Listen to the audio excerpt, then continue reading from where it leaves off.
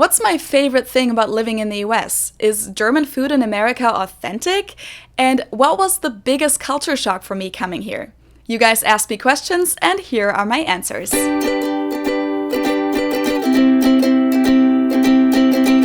Hallo, servus, and welcome back to my YouTube channel. My name is Felicia. I'm originally from Munich, Germany, but I currently live in Cincinnati, Ohio, where I've spent about 2 years in total since 2016. First of all, I'd like to say Dankeschön to every single one of you who's watching this right now, because this channel just reached 10,000 subscribers. I can't even believe it, honestly. Thank you so much for supporting me. It's crazy, and I'm very thankful that so many people are interested in the same things as me and are interested in what I have to say, especially since I literally just disappeared for 10 months and didn't upload anything during that time, and I just recently started uploading again. So thank you guys so much for your support. I'm very grateful for every single one of you.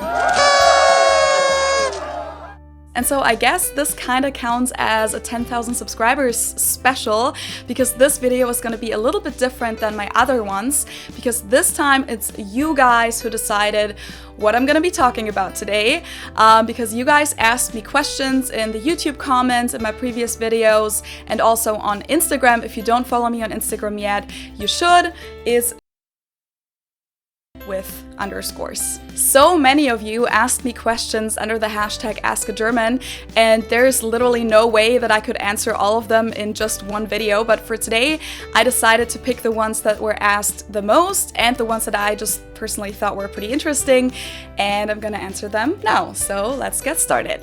What's your favorite and least favorite thing about living in the US?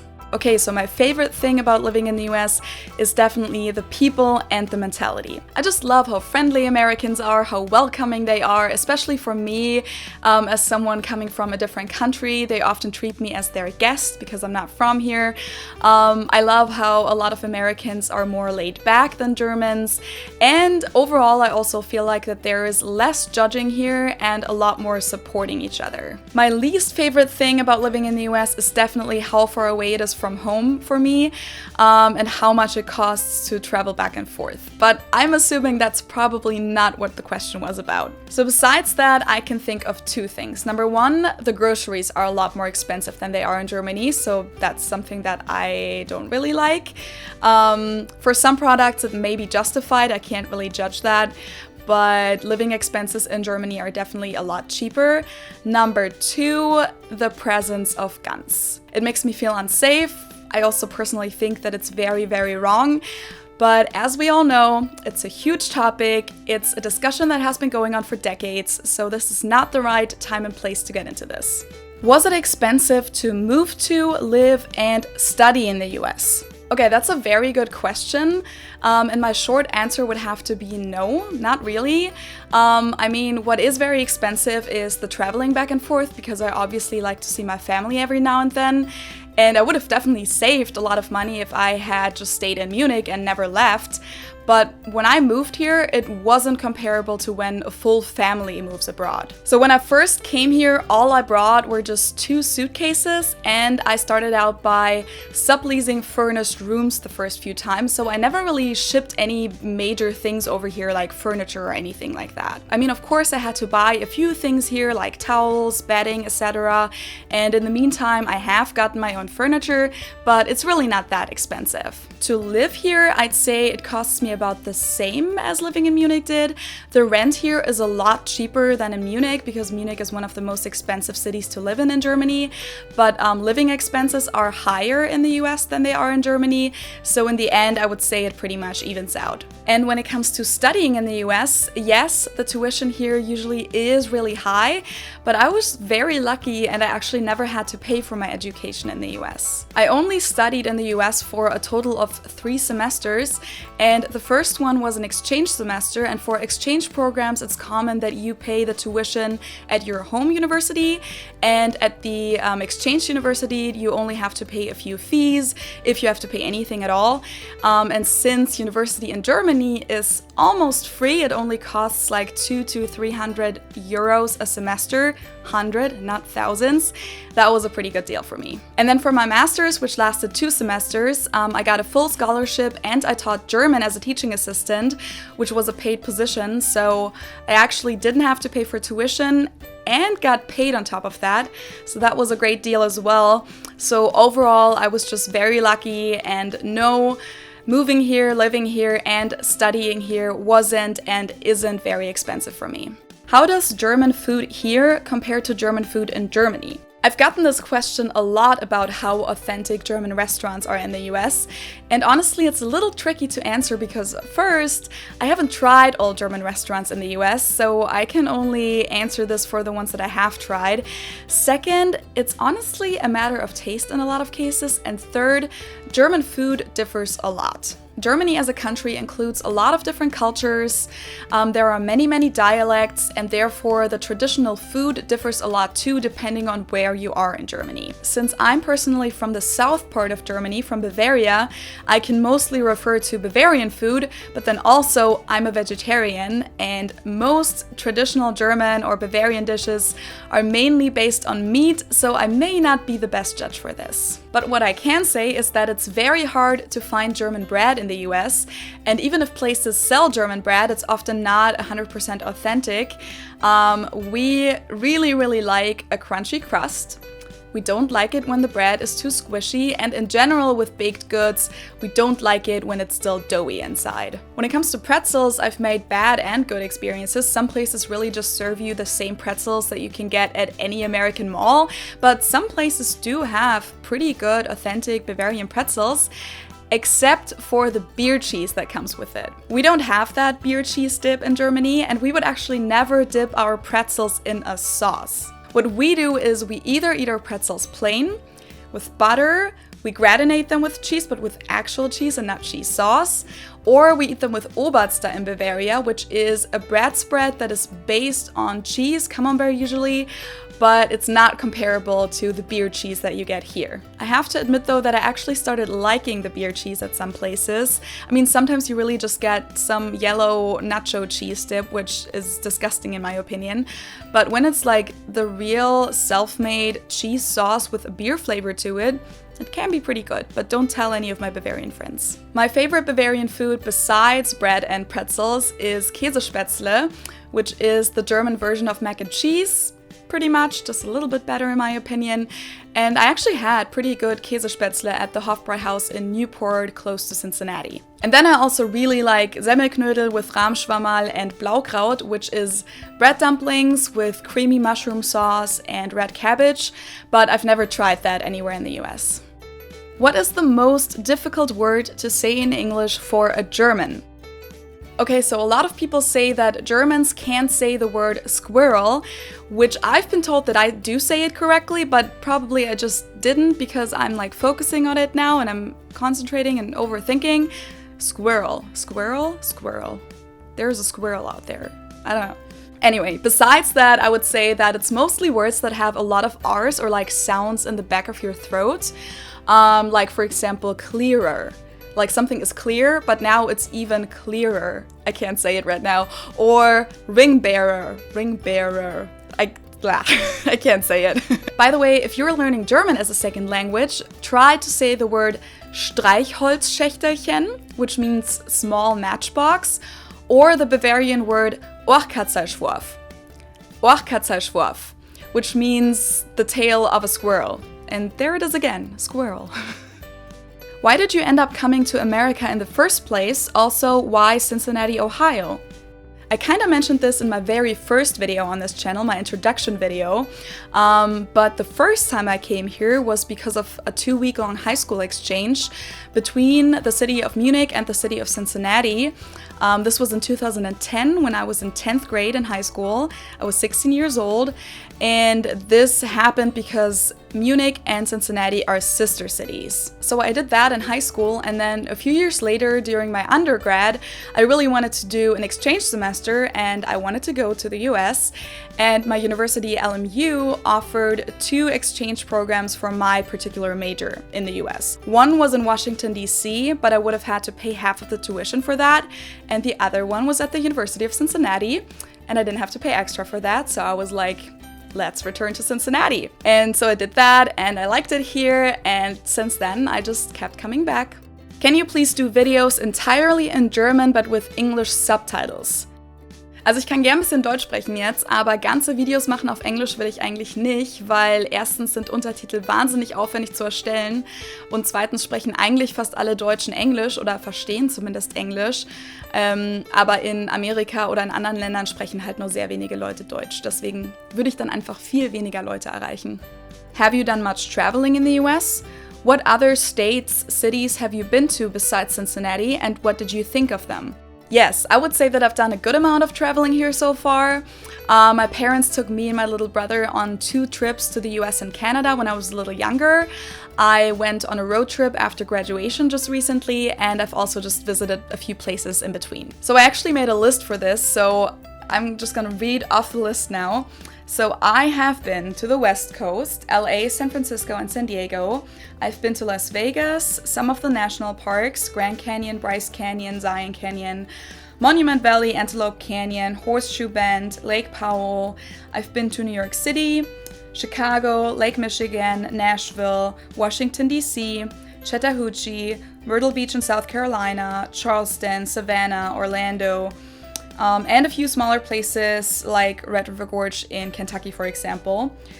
And so state-wise, I have been to California, Nevada, Arizona, Utah, Illinois, Michigan, driven through Indiana a lot because it's super close to Cincinnati, Kentucky, Tennessee, New York, North Carolina, South Carolina, Georgia, Florida, and of course Ohio, which is where I am right now. And honestly, I think it would be a little much if I shared my opinion on every single place I've been to, but I really like the beach, so I would say my favorite places were probably the ones on the coasts and by a lake.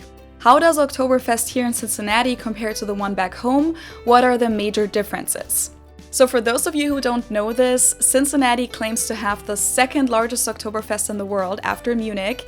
There are contradicting numbers out there on that. I'm not sure if it's true, but it's definitely the largest Oktoberfest in the US.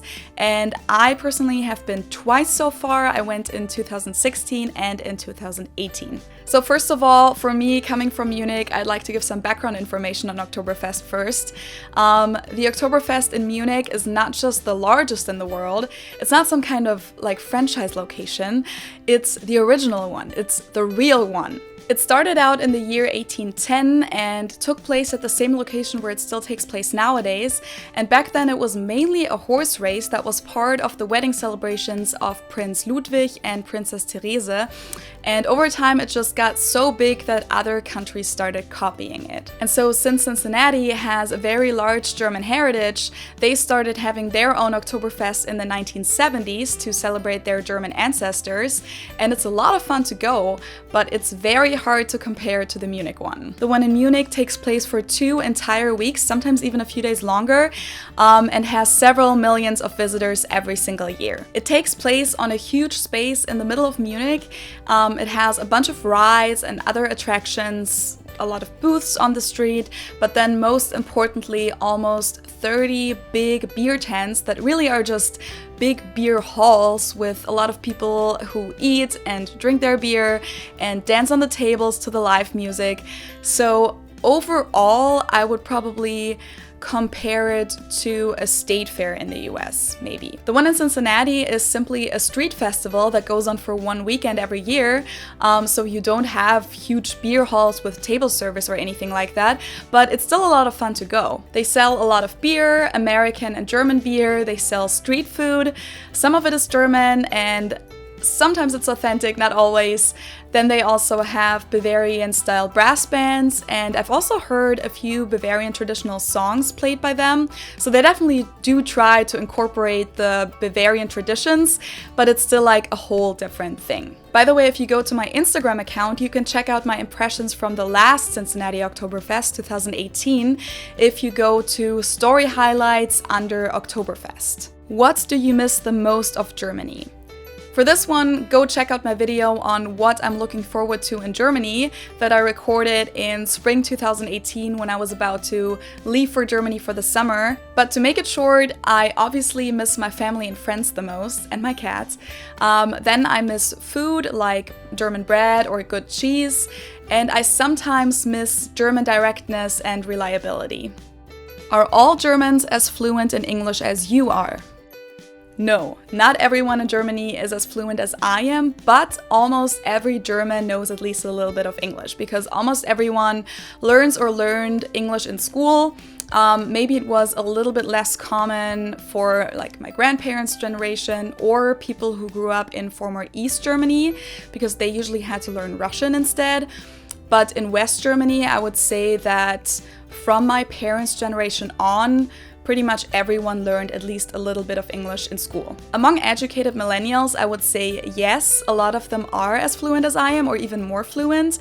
But especially if people don't really use their English skills after graduating high school or university, it just may fade a little bit. I personally started learning English in 5th grade all the way through 12th grade, but my little cousins, for example, started learning English in elementary school, so it's definitely getting more and more important in Germany. But overall, Germans in general aren't as proficient in English as people from Scandinavian countries are, for example, but I would say most Germans speak at least a little bit of English, so if you travel to Germany, you should be able to have a basic conversation with everyone and ask them questions if you need help.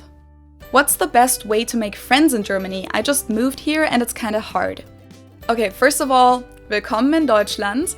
And I'm very sorry to hear that, but yes, I agree with that. Making friends in Germany is a lot harder than making friends in the US. So it could be helpful to watch my video on small talk because I mentioned the peach and coconut theory in there, which explains a little bit how social interactions are different with Americans and Germans. But part of the problem is probably also that Germans just don't approach others as much as Americans do. It's just not part of our culture. And Germans tend to have very deep and long-lasting friendships, so they often just stay within their friend circle. And for someone who's new, it may be really hard to get into those friend circles or friend groups. Unfortunately, it's not like in the US where if someone makes plans, you'll just get casually invited just because you're around. That doesn't really happen a lot in Germany. So my first advice is something that can help anyone who's new somewhere. Try to get involved with local sports clubs, take a dancing class, or get involved in some kind of group that meets on a regular basis. Then there's also Facebook groups in a lot of cities for people that are new. So in Germany, just go to Facebook and type in neu in and then your city name and maybe something will pop up. Other than that, when it comes to Germans particularly, you just have to be a little bit more proactive with them. Mention to your colleagues or the people around you that you hardly know anyone yet, or even go a step further, and if you hear that they're making plans, just ask if you can join. And since Germans aren't a fan of superficial conversation, maybe try to just like skip the small talk, ask them about their opinion on things, ask them personal things. Bring up politics and religion, that's not a no-go at all. Like, Germans actually like to discuss those things. Or talk about cultural differences, maybe. What was the biggest culture shock for you relocating from Germany to the States? To be completely honest, I didn't really have a culture shock. Even though at intercultural trainings, they usually teach you that there's going to be a culture shock eventually at some point throughout your stay abroad, but it just never happened to me. It may be because the US is very similar to Germany, or maybe because I had been here before, but yeah, I was lucky. One thing that I'm experiencing now, though, after almost 3 years of being here, is the realization that even though it's a lot easier to make friends in the US, it seems to be harder to establish long-lasting friendships. Things here just seem to be a little bit more temporary and moving a little faster than they are in Germany. I would say keeping a friend here takes a lot more effort, whereas in Germany, once you've like reached that point of close friendship, there's really not a lot that you can do wrong to lose that friend, if that makes sense. I mean, this is not really a culture shock, but just something that I've just recently started to notice.